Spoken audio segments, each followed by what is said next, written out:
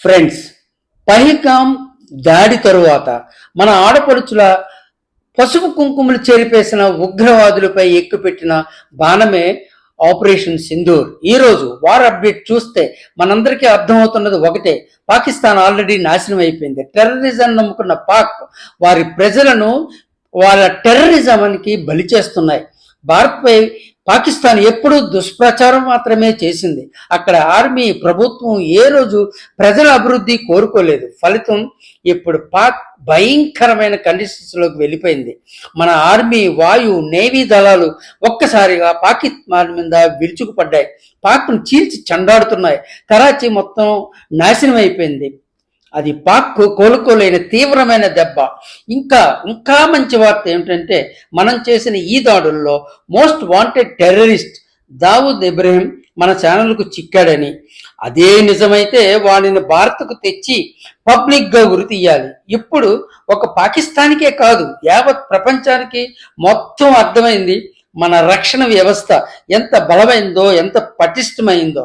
పాక్ వేస్తున్న మిసైల్స్ కానీ, డ్రోన్స్ కానీ, యుద్ధ విమానాలు కానీ మన వాళ్ళు అవి టార్గెట్ చేరకముందే లేపేస్తున్నారు. పాక్ పంబేలెత్తిపోతుంది. 1-2 రోజుల్లో ఈ యుద్ధం ముగియటం ఖాయం. ఇన్నాళ్ళు బేరాలు పలికిన పాక్ ప్రపంచ పటం నుండి మాయం అవటం ఖాయం. అయినా పాక్ కుట్ల బుద్ధి తెలిసిన మనం చాలా అప్రమత్తంగా ఉండాలి. మన ఆర్మీ, నేవీ, వాయుసేనలు మరింత అలర్ట్గా ఉండాలి. మనం జాగ్రత్తగా గమనిస్తే ఈ యుద్ధంలో చాలా గొప్ప పరిణామాలు చోటు చేసుకున్నాయి. అందులో మొదటిది, మొత్తం మన ముస్లిం సోదరులు పాక్ కుటిల బుద్ధిని అర్థం చేసుకున్నారు. పాక్ వ్యతిరేక ర్యాలీస్ తీస్తున్నారు. మోడీ ప్రభుత్వానికి సంపూర్ణ మద్దతు తెలుపుతున్నారు.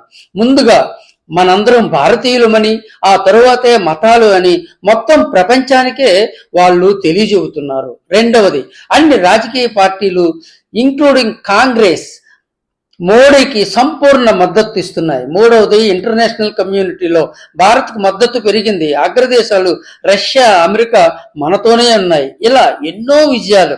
ఇంకా ఈ వార్ టైంలో వైజాగ్ ప్రజలు అప్రమత్తంగా ఉండాలి. ఎందుకంటే పాక్ హిట్ లిస్ట్లో వైజాగ్ తప్పకుండా ఉంది. 1-2 రోజులు మనం అందరం అప్రమత్తంగా ఉండాలి. ఎవరూ బయటకు రావద్దు. ఏ క్షణంలో ఏం జరుగుతుందో తెలియదు. ఫ్రెండ్స్, మరిన్ని అప్డేట్స్ కోసం మన వెంకటూ క్రియేషన్స్ చూస్తూనే ఉండండి. Thank you all.